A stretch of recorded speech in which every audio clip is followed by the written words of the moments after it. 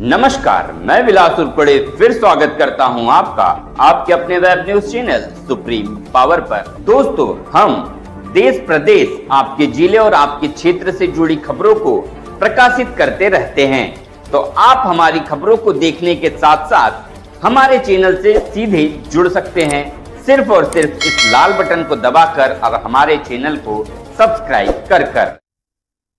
दर्यापूरमध्ये, महाराष्ट्राच्या दर्यापूरमध्ये एक आदिवासी महिलेवर अत्याचारासारखी घटना घडलेली आहे। नग्न करून त्यांची धिंड काढण्यात आली आहे। अशा पद्धतीचे एससी एसटीच्या लोकांवरती अत्याचार वाढत चाललेले आहे। अॅट्रॉसिटीच्या गुन्ह्यामध्ये वाढ होत आहे, परंतु त्याच्यामध्ये प्रशासन वेळीच दखल घेत नाही। यावर आयोग म्हणून आपण कशा पद्धतीने बघाल? जिथं जिथं या घटना घडलेल्या आहेत त्या ठिकाणी आमचे सदस्य जे आहेत आयोगाचे, सन्माननीय मेश्रामजी ज्या वेळेला बीडला घटना घडली त्या ठिकाणी जाऊन आले, परभणीला घटना घडली त्या ठिकाणी जाऊन आले। आता सांगायचं तात्पर्य की शासन दखल, आता हे बलात्कारासारखी घटना ही सांगून घडत नसते, अचानक घडते। कोणीतरी या समाजामध्ये असे घटक असतात, हे घटक अशा प्रकारच्या घटना घडतात, ते सांगून करत नाही, परंतु त्यानंतर त्याची गांभीर्याने दखल घेण्याची निश्चित आवश्यकता असते। उदाहरण द्यायचं झालं तर या नागपूर जिल्ह्यामध्ये अॅट्रॉसिटीच्या 15 ज्या काही घटना घडल्या त्या मेश्रामजींनी अतिशय चांगल्या प्रकारे दखल घेतली। त्यांना कॉम्पेन्सेशन देणं, त्यांना पेन्शन चालू करणं आणि त्यांच्या वारसाला नोकरी देणं, ह्याही गोष्टी केलेल्या आहेत।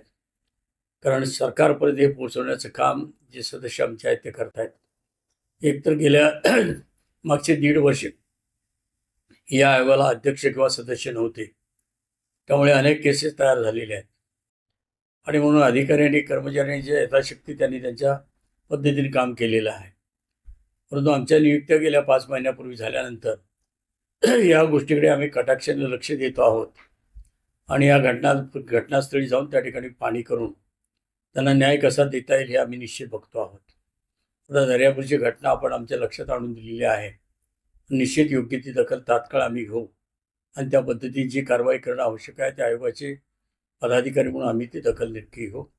या ठिकाणी माझे सहकारी आणि आयोगाचे उपाध्यक्ष सन्मान्य मेश्राम जे आहेत, तर हे या परिसरामध्ये जे विदर्भ आणि पूर्व आणि पश्चिम याचं काम पाहत आहेत, त्यामुळे त्यांनी दखल घेतलेली आहे असं मी आवर्जून आपल्याला सांगेन। राज्यामध्ये परभणी येथे घडलेली एक घटना होती ज्यामध्ये संविधान शिल्पाची तोडफोड करण्यात आली होती। तोच प्रकार पंजाबमध्ये झाला। अशा पद्धतीचे देशभरामध्ये प्रकार वाढत चालले आहेत। संविधानाविरोधी भाष्य करणं खूप सोपं झालेलं आहे राज्यामध्ये, देशामध्ये, आणि बाबासाहेबांच्या प्रतिमाला मलिन करण्याचा प्रकारही होत आहे। यावर तुमचं काय मत? निश्चित, कारण आम्ही माननीय आमचे शिवसेना प्रमुखांची ही मागणी होती शासनाकडे की संविधान घेऊन तुम्ही प्रत्येक कोर्टामध्ये ठेवा। गीतेवर हात ठेवून शपथ घेण्यापेक्षा संविधानावर हात ठेवा, म्हणजे त्याचं पावित्र्य खऱ्या अर्थाने जे आहे ते राखलं जाईल आणि ज्याला हे संविधानाचा अर्थ कळतो त्याचं पावित्र्य ठेवेल।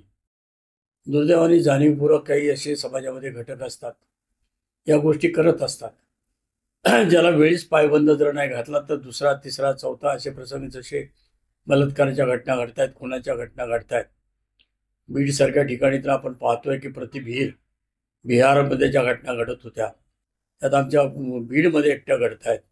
यासारखं दुर्दैव कुठलं नाही आणि त्या ठिकाणी सांगायला जरा आम्ही सरकारमध्ये असल्यामुळं बंधनं जरी आली तरी अनेकांची मागणी आहे, ज्यांच्या आशीर्वादाने या घटना घडलेल्या आहेत त्यांनी किमान मंत्रिपदावर राहू नये, परंतु दुर्दैवाने त्याची दखल जी घ्यायला पाहिजे ती घेतली जात नाही। म्हणजे दखल घेणं आवश्यक आहे, वेळीच घटना घडल्यानंतर लगेच घेतली जाते, पण काही गोष्टीचं जे उदाहरण मी दिलं ती दखल घेण्याची खरंच शासनाने गांभीर्याने आवश्यकता आहे। मी एक आपल्याला उदाहरण देईन।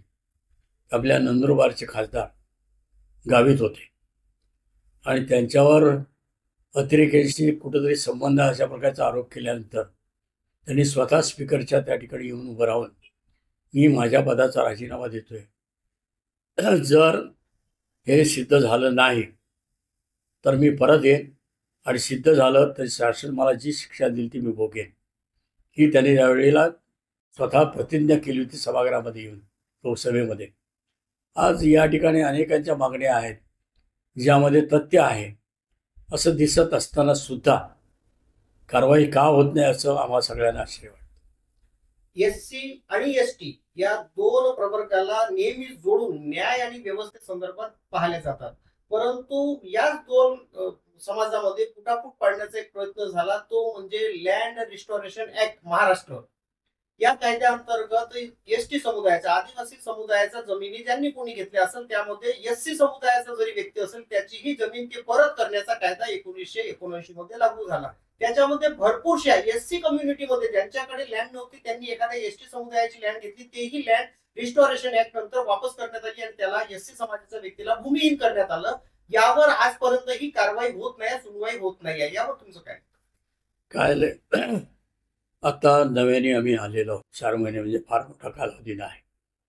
अशा अनेक ज्या गोष्टी आहेत आम्ही जी आज आढावा बैठक घेतली, अनेक जिल्ह्यामध्ये घेतलेल्या आहेत.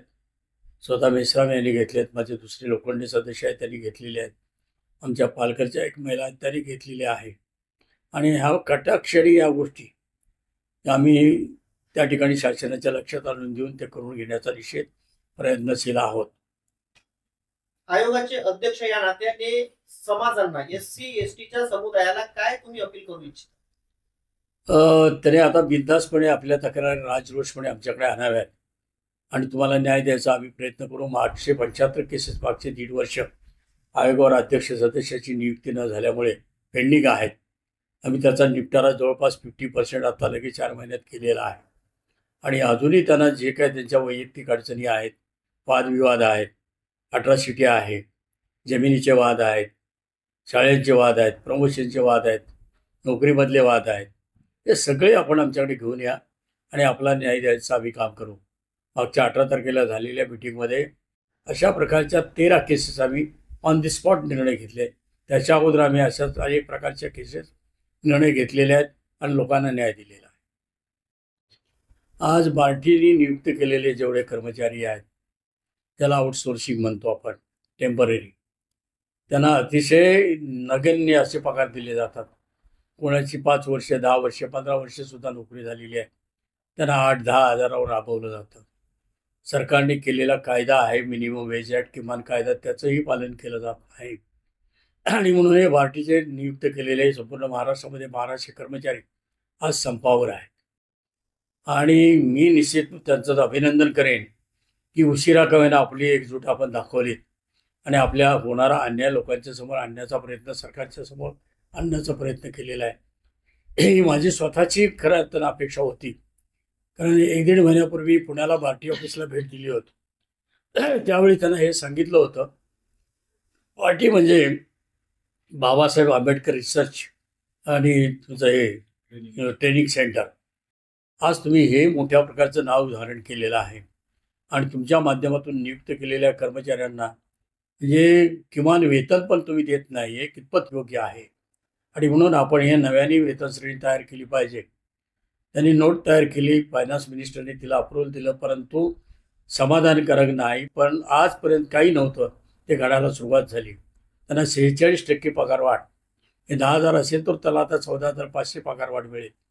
यावर मी स्वतः समाधानी नाही. याचं कारण, जर तुमच्याकडे इतकी वर्ष काम करताय तर त्यांना बेसिक DA, HRA, CCA, त्यांना ग्रॅच्युटी, प्रॉव्हिडंट फंड आणि हक्काच्या रजा, किरकोळ रजा, आजारपणाच्या रजा, त्याबरोबर बाळंतपणाच्या रजा, या सगळ्या कायद्यामध्ये आहेत, त्या तुम्ही दिल्या पाहिजेत आणि त्यांना कायमस्वरूपी कर्मचारी म्हणून ट्रीट केलं पाहिजे.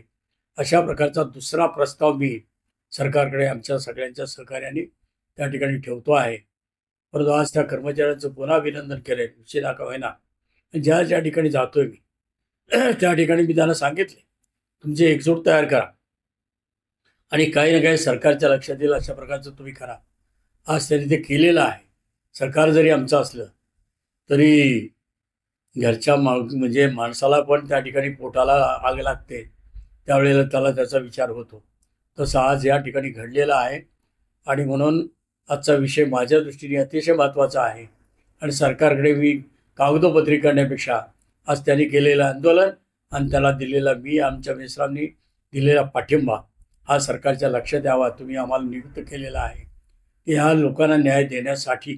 हा सामाजिक न्याय आणि विधी या खात्याचं नाव आहे आणि त्यामध्ये SC ST हा आयोग आहे आणि म्हणून आमची नियुक्ती केली. त्यासाठी आम्हाला या पद्धतीनेच काम करावं लागेल.